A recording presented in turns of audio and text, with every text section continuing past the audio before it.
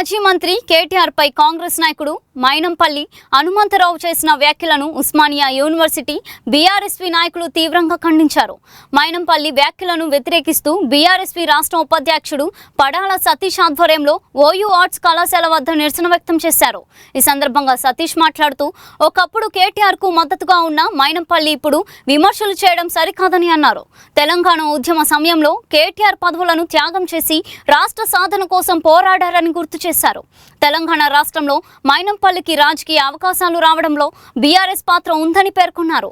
నోటికి వచ్చినట్టు మాట్లాడితే బీఆర్ఎస్వి చూస్తూ ఊరుకోదని హెచ్చరించారు.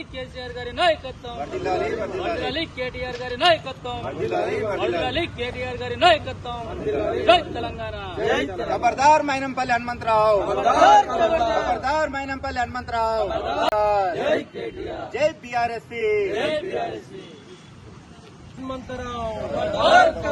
ఖబర్దార్ మైనంపల్లి హనుమంతరావు, వాడెవ్వడు వీడెవ్వడు, వాడెవ్వడు వీడెవ్వడు, ఖబర్దార్ మైనంపల్లి, ఖబర్దార్ మైనంపల్లి, ఖబర్దార్ మైనంపల్లి, తెలంగాణ ద్రోహి మైనంపల్లి హనుమంతరావు, తెలంగాణ ద్రోహి మైనంపల్లి హనుమంతరావు.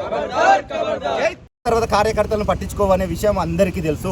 ఇప్పటి వరకు మెదక్ మార్కెట్ కమిటీ చైర్మన్ కానీ, పాపనపేట మార్కెట్ కమిటీ చైర్మన్ కానీ, రామాయపేట మార్కెట్ కమిటీ చైర్మన్ కానీ 2 సంవత్సరాలు అవుతుంది, ఇప్పటికీ వేయలే.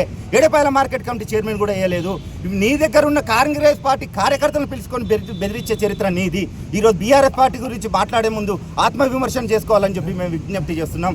అదేవిధంగా పార్టీ పదవుల కోసం ఏ రోజు కూడా ఓడిపోకుండా కేటీఆర్ గారు కానీ, హరీష్ రావు గారు కానీ దాదాపు 7 సార్లు హరీష్ రావు గారు 6 సార్లు కేటీఆర్ గారు గెలిచిన చరిత్ర ఇది మా పార్టీకి ఉన్నది.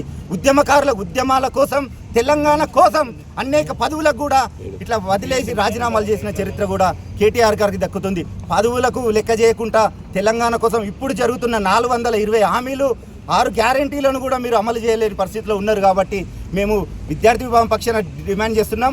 అవాక్కులు చెవాక్కులు పేలడం కాదు, 420 హామీల పైన మీరు మాట్లాడాలి. ఆ 420 హామీలు నెరవేర్చాలి. రైతులు కల్లాల మీద చనిపోతుంటే కూడా రైతులను పట్టించుకోలేని పరిస్థితి. రైతులు చనిపోతుంటే మా కేటీఆర్ గారు పోయి పార్టీ తరఫున ఆర్థిక సాయం చేస్తూ పార్టీ భరోసాగా ఉంటుందని చెప్పి